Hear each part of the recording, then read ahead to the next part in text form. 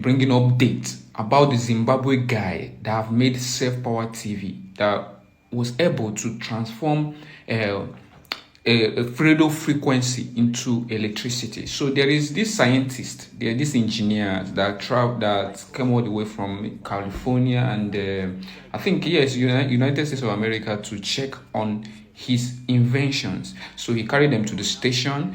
I want you to also listen to him and understand his perspectives about his inventions. I'll just allow you to watch the video and see it for yourself, where he explained himself very well. Generator and even a helicopter that ran on radio frequencies. A true free energy device that keeps batteries consistently charged. It took me several months to find him, but when I did, it blew my mind. I knew it would be complicated because these things always are. Going to Zimbabwe, the Ethiopian airline that we had tickets with had just had a major crash, and a cyclone had just ravaged the area, leaving hundreds dead.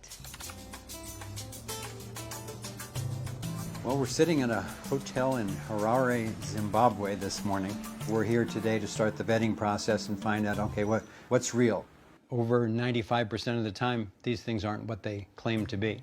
This time we took engineer Nils Rognerud to assist with the vetting. When Nils and I arrived and met Maxwell, I was very impressed with just what a gentle, true-seeming soul he was. And then the next morning, we went to see the device, and he gave us a full tour. I was practically ecstatic. It was such a beautiful, elegant device.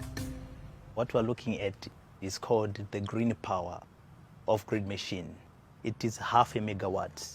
And we are relying with the radio frequency. We harness a radio frequency, convert it into pure energy that is useful.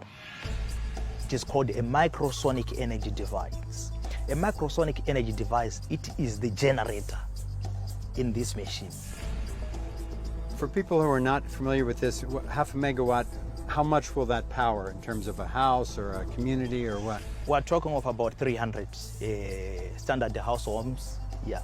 Okay. That you can power with one machine. So there's no oil burning, there's no fires going on or anything, so where's the energy coming from? We're harnessing it straight away from the natural energy that God has just put in the on our earth.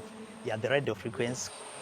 So nothing unusual, but the main point is that a meter away there's no frequencies being transmitted from a microwave tower next to the park we're standing in. It's a poignant day for us here, and amidst the excitement of seeing this for the first time, a couple of strangers showed up on the site where we were being shown these devices, and Maxwell, the inventor, took us aside as soon as he could and said, these guys are from the government, and I didn't know they were coming. Unfortunately, we're truly concerned about this gentleman, and we're just going to take every precaution that we can to keep ourselves safe, to keep him safe, and to keep this knowledge safe. The microphone we had on Maxwell picked up the conversation that he had with one of the officials. So we quickly got the tape translated and found out that the government official was promising Maxwell a power purchase agreement where the government would pay him for generating energy for the country. It was good corroboration that they believed he had what he claimed. Although Maxwell didn't trust him because the government had already put him in prison in an effort to steal his technology. A brief trip into the future with inventor Maxwell Chikumbutso. He's claiming a scientific breakthrough with this green energy technology, an electric car which he says converts radio frequencies into energy. At the powertrain, we did it in-house, which makes it the first electric vehicle in the world that drives without needing recharging systems. On the greener power off-grid machine, it's very unique. For the first time, energy is being generated using a radio frequency and without moving parts. Chikumbutso is not the typical scientist. He dropped out of school aged 14 and says he's developed his blueprints through research and visions from God. A showroom in Harare showcases his prototypes. A helicopter that operates using any one of the 5 fuels, including paraffin, a drone and a household transformer that he says can multiply power 100-fold. But he says breaking his disruptive technology into the world has not been easy. He's failed to patent his work. That's why we end up finding nuclear scientists, electromagnetic professors, so that they can assist us on the patent process. But as you are aware that in patents, anything that violates the laws of physics is not an industrial applicable solution. They classify it as a perpetual motion device. Luis Kupenala, a South African-based Angolan businessman, has poured millions into the project, but now believes it's time to commercialize. He says the Angolan government and a Brazil private energy player have signed up to buy some of their products, but that other investors don't generally believe anything credible can come out of Africa. To just sell from our skin color. We don't believe on ourselves. But obviously, a new generation has another responsibility to change this kind of paradigm to another level, whereby we have to capitalize on our abilities in Africa. Zimbabwean scientists who spoke to the SABC also expressed skepticism, but Chikumbutso brushes the naysayers aside. He says he's determined to ensure that his God-given gift brings energy to light up the continent and put Zimbabwe on the technological map.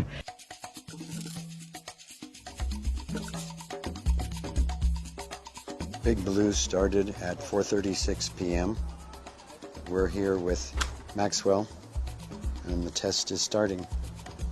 Once we arrived on site, our goal for the vetting was to establish that the device could power a welding machine, which uses a lot of electricity very quickly, for long enough that it couldn't be running on batteries alone. So you were asking where the energy came from. You mentioned the other day the sun, but it's not like solar energy. No, right? it's not. We're not using solar energy because this one is not even affected with clouds, light, and things like that. It just works. So the energy, the radio frequencies that you're harnessing, are they there in space, in the field all the time? Yes, they are. From the first day we started testing the machine, we have been analyzing and we saw that the radio frequency is there. But one thing that we want to know for sure is it alien or is it man-made from another planet or is it from God? That's where we need, I think, scientific people to define exactly. But we know the radio frequency, we have everything. If it's still a fully charged battery, the test is successful. It's not screws. Oh, that's 217. 0.9. That's perfect. We get it.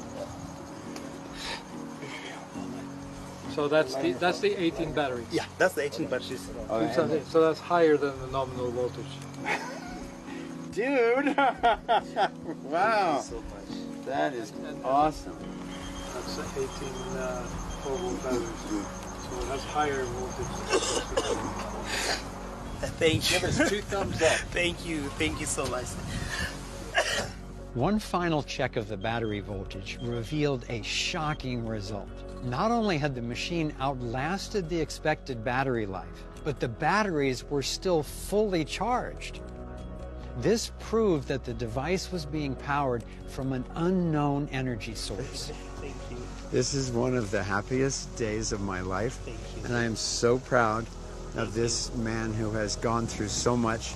He's listened to the voice of the divine coming through him, and he's done whatever it takes to bring this through for humanity. So congratulations, my friend. Thank you so much. Ah. Now we're gonna get you well. The test we did yesterday is historic. I still am digesting it because it basically means the end of fossil fuels.